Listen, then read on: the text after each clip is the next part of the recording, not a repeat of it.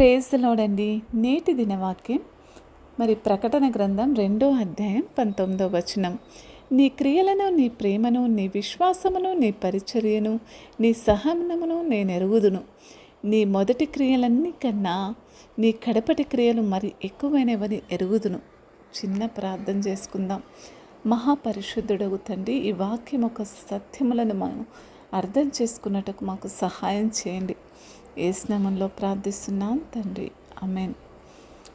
చూడండి, దేవాతి దేవుడు మరి ఇక్కడ ఒక సంఘాన్ని హెచ్చరిస్తూ మరి మాట్లాడుతున్న మాటలు ఏంటంటే, ఒక మనిషి యొక్క క్రియలు, దాతృత్వము, పరిచర్య, విశ్వాసాన్ని, సహనాన్ని సమస్తము కూడా దేవుడు తెలుసుకున్నాడు అని మాట్లాడుతున్నాడు. మరి దావీదు భక్తుడు కూడా అంటాడు, ఏమంటాడండి? నేను కూర్చుండుట, నిలుచుంట, పండుకుండుట సమస్తము కూడా చూచుచున్న దేవుడవు ఏమంటాడు. అవునా కదా? అదేవిధంగా మరి ప్రభు చూస్తున్న దేవుడు మరి ఇక్కడ ఏం చూశాడంటే, ఆ సంఘంలో తను చేసే ప్రతి క్రియను చూసి దానిలో ఉన్న దాతృత్వాన్ని కనుక్కున్నాడంట. మరి దాతృత్వం అంటే మరి అర్థం ఏమిటంటే, అది దేవుని ప్రేమ యొక్క కార్యరూపం అని సులువుగా చెప్పచ్చు. ఏంటండి దాతృత్వం అంటే? దేవుని ప్రేమ ఒకవేళ కార్యరూపం ధారిస్తే అదే ఏంటంటే, ఆ పదానికి ఇంకో అర్థం అగపే అని కూడా మనం వర్ణించవచ్చు.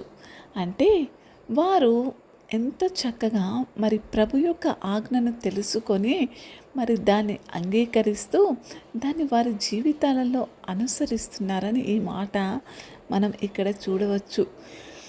వారు బలహీనులకు మద్దతిస్తున్నారంట.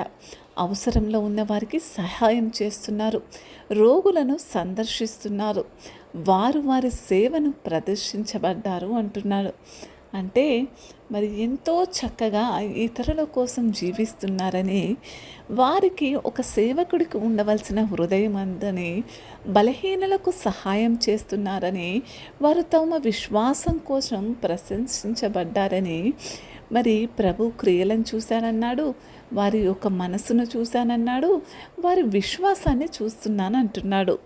వారు సేవలో నమ్మకంగా ఉన్నారు. దేవుని మార్గాల్లో దేవుని పని చేయడానికి దేవుడిని విశ్వసించారని మరియు దేవుని ఆశీర్వాదం పొందారని ఇక్కడ మనం చూడొచ్చు.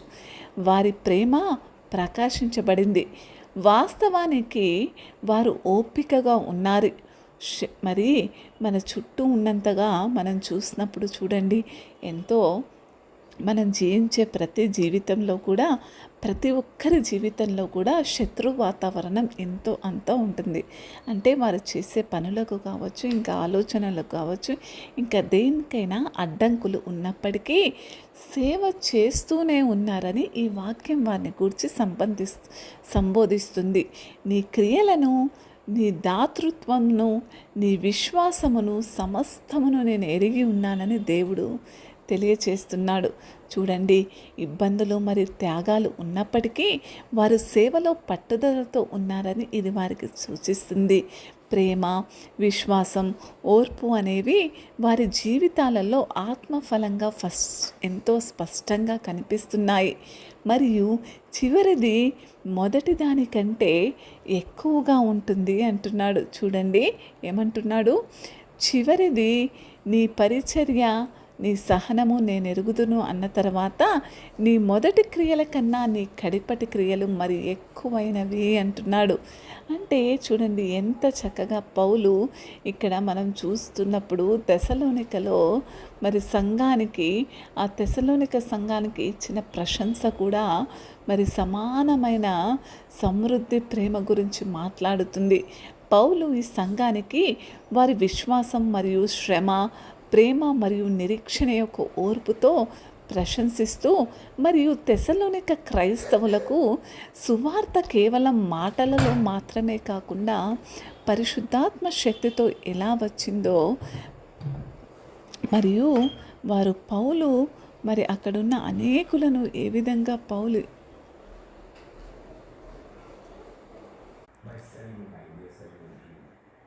ఈ సంఘం వారి విశ్వాసం మరియు శ్రమ, ప్రేమ మరియు నిరీక్షణ యొక్క ఓర్పుతో ప్రశంసిస్తూ, మరియు తెస్సలోనిక క్రైస్తవులకు సువార్త కేవలం మాటలతో మాత్రమే కాకుండా పరిశుద్ధాత్మ శక్తితో ఎలా వచ్చిందో, మరియు వారు పౌలు మరి యొక్క అనుచరులుగా ఎలా మారారో, వారు అవతల ఉన్న ప్రాంతంలో విశ్వసించే వారికి అందరికీ కూడా ఎంతో చక్కటి ఉదాహరణగా ఉన్నారని మాట్లాడుతూ, వారి విగ్రహాల నుండి దేవుని వైపు తిరిగి జీవిస్తున్న మరియు నిజమైన దేవుణ్ణి సేవించారని పలుకుతూ ఉంటున్నాడు.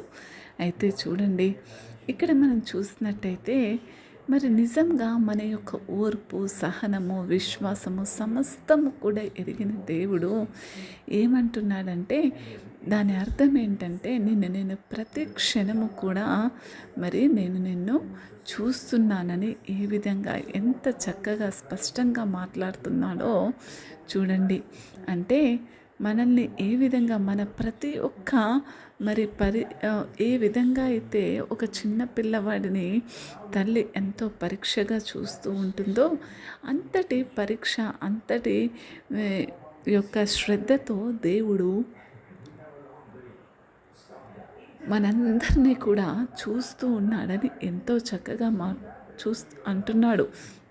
అదేవిధంగా ఆయన కోరుకునేది ఏంటంటే, మరి మన మునపటి క్రియల కన్నా మరి కడపటి క్రియలు, అంటే తర్వాత దేవునిలోకి నువ్వు వచ్చి ఆయనతో జీవించే నీ జీవితంలో మరి దేవుని యొక్క విశ్వాసము, ఓర్పు, సేవ, దాతృత్వము మరి అవన్నీ కూడా నీ క్రియలలో ఉండాలని, నీ క్రియలలో నువ్వు ప్రదర్శించాలని, క్రైస్తవ యొక్క మరి క్రీస్తు యొక్క స్వభావం మరి నీలో ప్రతిబింబించాలని కోరుకుంటున్నాడు.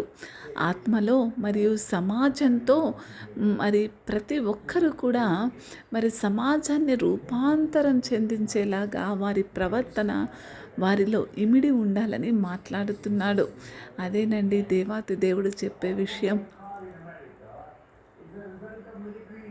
అటువంటి నిజమైన భక్తిని మీరు ప్రదర్శించాలని, భక్తి అంటే ఏమాత్రము వట్టి మాటలు కాదు, కానీ నిజంగా మరి మనతో పాటు సంవత్సరాలు మనం పెరుగుతుంటే, మనం పెరిగే కొద్దీ మంచి చేసే స్వభావంలో మరియు దానిని చేసే సామర్థ్యంలో మనము పెరగాలని, ఎదగాలని ఇక్కడ దేవుడు ఎంతో స్పష్టంగా మాట్లాడుతున్నాడు.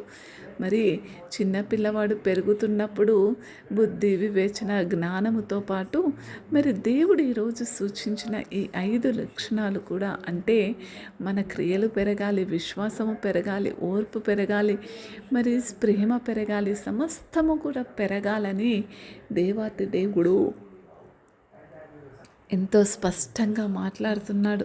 దేవాతి దేవుడు ఇచ్చిన సందేశాన్ని బట్టి చిన్న ప్రార్థన చేసుకుందాం.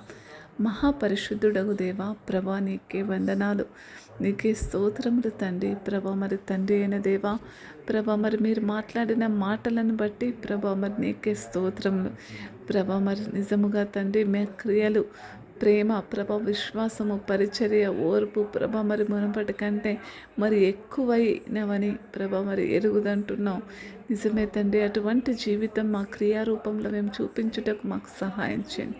యేసు నామములో ప్రార్థిస్తున్నాం తండ్రి, ఆమేన్.